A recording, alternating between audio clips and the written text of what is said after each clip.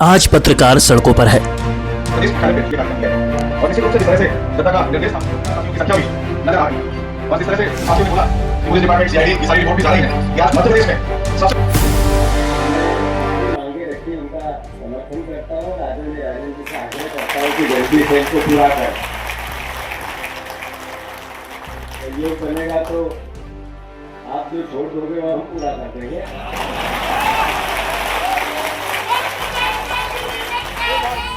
मुकेश नायक जी सही बता तो हम लोगों को मेहनत न करनी पड़े, इसका हम लोगों को ध्यान रखना। तो कहा है वही रहे, पूरी निष्ठा के साथ अपना काम तो लोग सत्ता बहुत अच्छी चलाते हैं, कुछ लोग विपक्ष में अपनी भूखा बहुत अच्छी सबका उद्देश्य लोकतंत्र को बदलाव बनाना। लोकतंत्र को बदलाव नहीं बनेगा। आज पत्रकार सड़कों पर है क्योंकि गुलामी के दौर में क्रांति का अलग जगाने वाले पत्रकारों को आजादी के बाद चौथे स्तंभ का लॉलीटॉप पकड़ाकर उन्हें दिखावे का सम्मान तो दे दिया गया, लेकिन लोकतंत्र के बाकी 3 स्तंभों की तरह ना तो सुरक्षा दी और ना ही वो सुविधाएं जो जनता के पैसों पर ऐशो आराम करने वालों को मुहैया कराई गई। और देश के सबसे बड़े बुद्धिजीवी वर्ग के साथ हुई इस साजिश को अंजाम दिया गया लोकतंत्र के बाकी के 3 स्तंभों द्वारा। जबकि पत्रकार वो है जो नेता को नेता बनाते हैं, शासन प्रशासन का जनता से संवाद की धुरी यह पत्रकार ही है। लेकिन आज सरकारों को इनके जायज अधिकार भी देने में संकोच हो रहा है। हर बार लगातार और निरंतर पत्रकार संगठनों द्वारा पत्रकार सुरक्षा कानून की मांग उठाने के बावजूद सरकारें अपने कानों में रुई ठूस कर बैठी हैं। बता दें कि मध्य भारत के सबसे विशाल और पत्रकारों के साथ में कार्य संगठन मध्य प्रदेश श्रमजीवी पत्रकार संघ हमेशा से ही पत्रकारों के लिए अपनी आवाज बुलंद करता रहा है। यही नहीं, हर वर्ष अपने स्तर पर सरकार को सचेत करने का काम भी मध्य प्रदेश श्रमजीवी पत्रकार संघ के प्रांतीय अध्यक्ष शलभ भदौरिया करते रहे हैं। लेकिन ऐसा क्या है जो सरकार उनकी बातों को नजरअंदाज कर रही है? बता दें कि मध्य प्रदेश श्रमजीवी पत्रकार संघ के बैनर तले भोपाल के समन्वय भवन में आयोजित पत्रकार सुरक्षा कानून पर पत्रकारों की मांग को लेकर प्रदेश के उप मुख्यमंत्री राजेंद्र शुक्ल ने मंच से पत्रकारों की समस्याओं को हल करने का आश्वासन तो दे दिया, लेकिन पीसीसी चीफ जीतू पटवारी द्वारा पत्रकार सुरक्षा कानून पर सरकार को घेरने के बाद पत्रकारों के लिए समर्पित मंच सियासी बयानबाजी की भेंट चढ़ता नजर आया।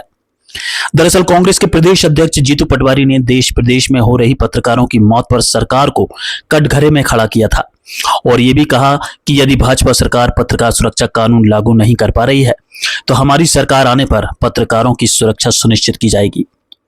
जीतू पटवारी द्वारा इस तरह की बयानबाजी के बाद डिप्टी सीएम राजेंद्र शुक्ल ने कांग्रेस पर पलटवार करते हुए कहा कि आप विपक्ष की भूमिका बहुत अच्छी निभा रहे हैं, आप जहां हैं वहीं रहें। रही बात पत्रकारों की, तो सरकार पत्रकारों के लिए संवेदनशील है और कुछ मांगे मान ली गई हैं। आगे भविष्य में सरकार पत्रकारों की मांगों पर गंभीरता से विचार करेगी। समन्वय भवन में उप मुख्यमंत्री को पत्रकार सुरक्षा कानून लागू कराने ज्ञापन सौंपने के पश्चात मध्य प्रदेश श्रमजीवी पत्रकार संघ के प्रांताध्यक्ष शलभ भदौरिया के नेतृत्व में संपूर्ण मध्य प्रदेश के पत्रकारों द्वारा भोपाल की सड़कों पर भव्य रैली निकाली गई। प्रदेश के हजारों पत्रकारों द्वारा इस रैली में बढ़ चढ़कर हिस्सा लिया गया, जहां सभी एक ही मांग थी कि सरकार जल्द ही पत्रकार सुरक्षा कानून लागू करे। वहीं मध्य प्रदेश श्रमजीवी पत्रकार संघ ने पत्रकारों के हित में सरकार को ज्ञापन देकर जल्द ही फैसला लेने के लिए अनुरोध किया है।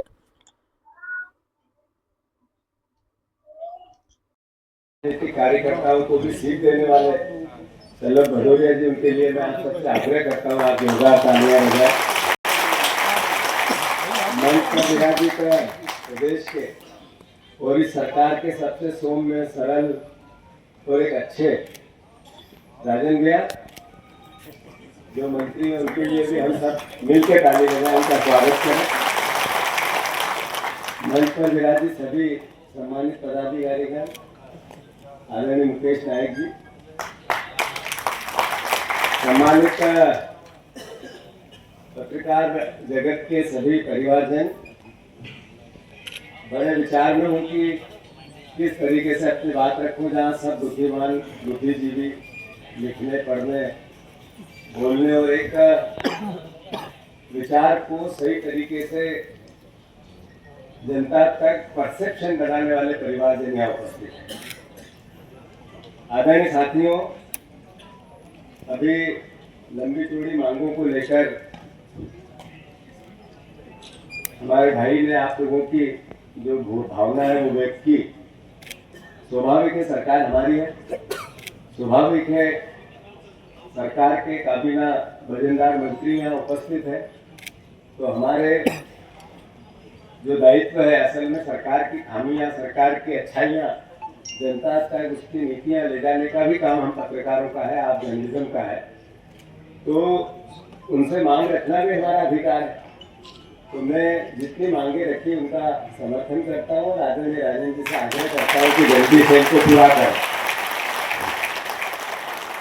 सहयोग बनेगा तो आप जो छोड़ दोगे वो हम पूरा कर देंगे।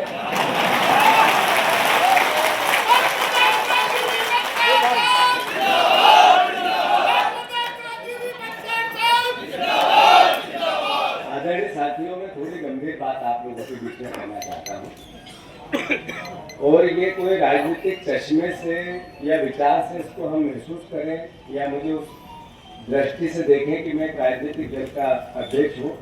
मैं समझता हूँ इस बात के करने के बाद इस सोच को सोचना भी अन्याय होगा। आज जिस तरह की परिस्थितियां हैं, जिसमें मध्य प्रदेश में नहीं देश में लगभग 400 पत्रकारों पर संगीन हमले हुए, करीब 40 से ज्यादा की मौतें भी हुई। ये विषय किसी विचार वाले लोगों ने या किसी पार्टी वाले लोगों के हमले नहीं है। इस समाज को सही दिशा में न चलना और अपनी हठधर्मिता को प्ले करना, वो किसी भी क्षेत्र का व्यक्ति हो, अगर उसको जर्नलिस्ट चुनौती देता है और ये कहता है कि मैं सच्चाई देश के सामने लाऊंगा, समाज के सामने लाऊंगा, तब उस पर हमला और हत्या होती है।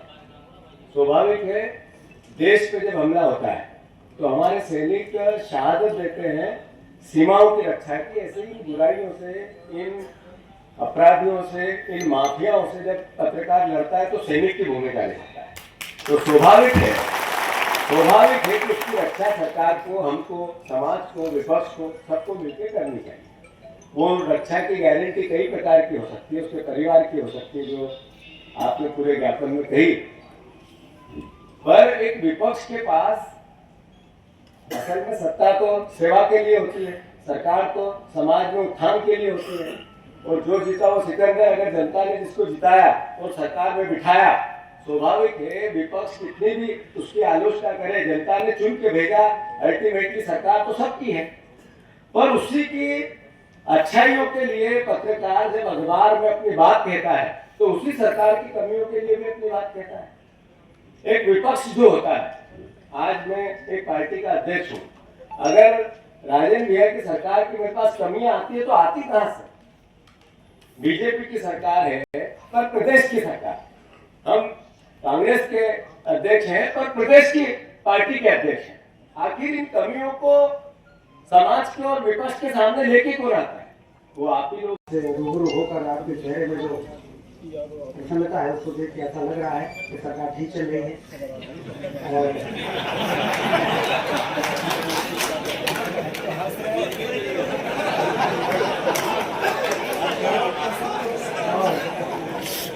जो ये समस्याएं और मार्ग पत्र और ज्ञापन तो इसलिए दिए जाते हैं जब भरोसा होता है कि इनको देंगे तो होगा। तो इसलिए निश्चित रूप से हम लोग ध्यान देंगे। एक बार फिर से